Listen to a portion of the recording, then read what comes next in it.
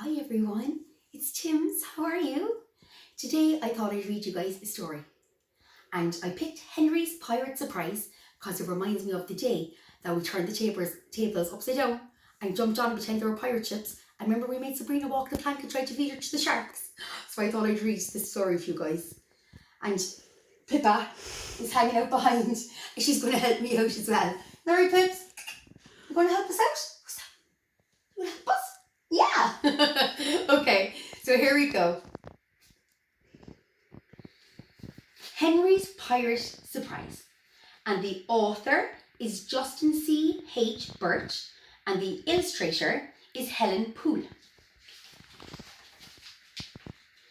Henry's uncle Richard was a toy maker and lived above his shop. Henry loved to visit his uncle and his uncle would always surprise him with new toys. Then he would ask Henry to play with them over the weekend. "You are my toy tester," his uncle would say. "It's a very important job."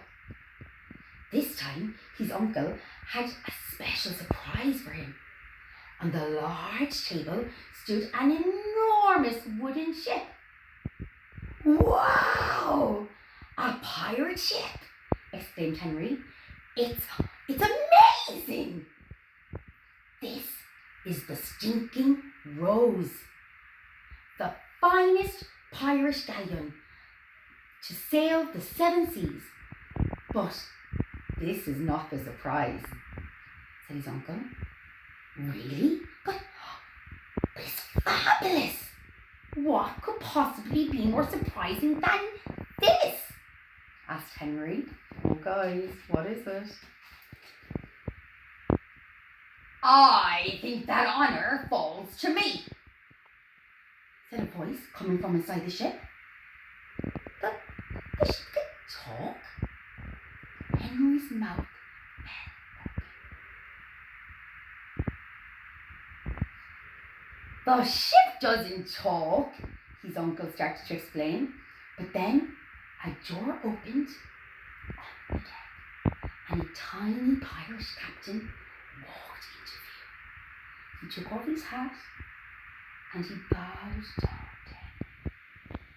"Captain Eight-Piece at your service." Henry couldn't believe his eyes.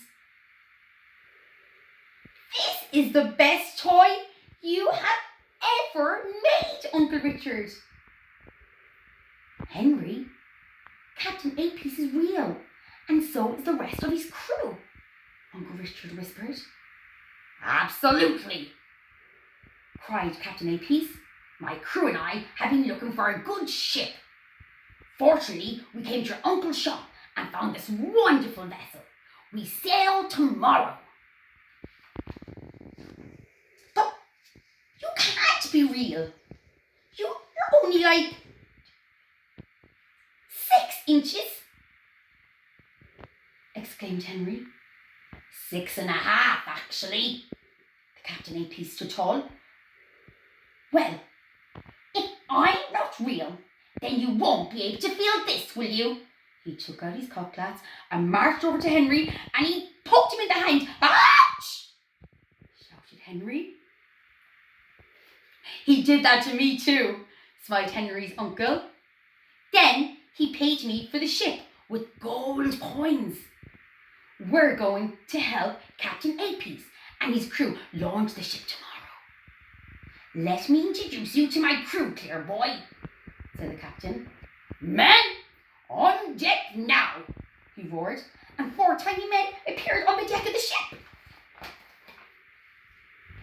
Captain Eight-Piece looked up at Henry and he realised that Tims had missed a page. "This is Barney Call, the first mate. He is the second in command to me. And Limpy Pit, the boatswain, he makes sure all the crew do their jobs properly. Periwinkle is the second mate and is in charge of navigation. And finally, Razor Clam, the helmsman. He mans the helm, which means he steers the ship. Arr, me hearties." Captain Eight-Piece looked up at Henry. We could do with the cabin boy, but unfortunately you're a bit, well, big. However, we've got lots of jobs to do. If you wanted to help, that would be nice. So Henry scrubbed the deck with his toothbrush and he stacked marbles that could be used to fire the cannon. He put the pirate flag on the top of the mast and he filled matchboxes with flour and cereal and other foods to get ready for the long journey. He's very helpful. Henry stayed with the pirate crew until bedtime. The crew told him about their adventures, sailing in the high seas, battling scary monsters and finding treasure. He could have listened to them all night. When Uncle Richard told him it was time for bed, Henry reluctantly bid the pirates good night and promised to help them launch the sinking Rose in the river in the morning. Then he went upstairs and was asleep in minutes.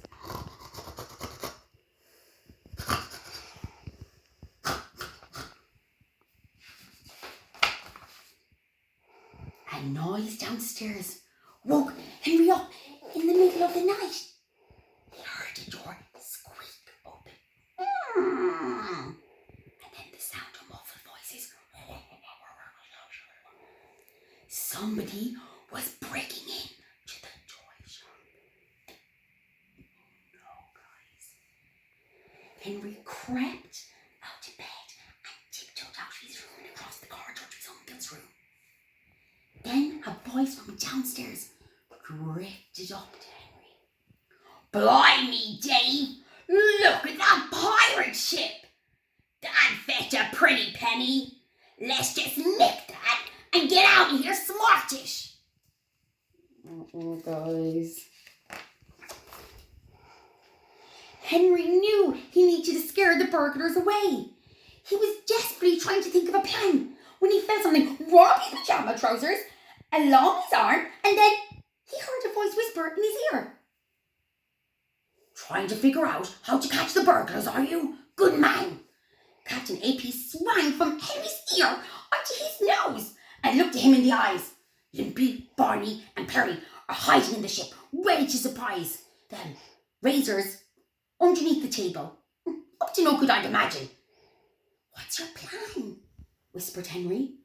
We're pirates, my boy. We'll repel them.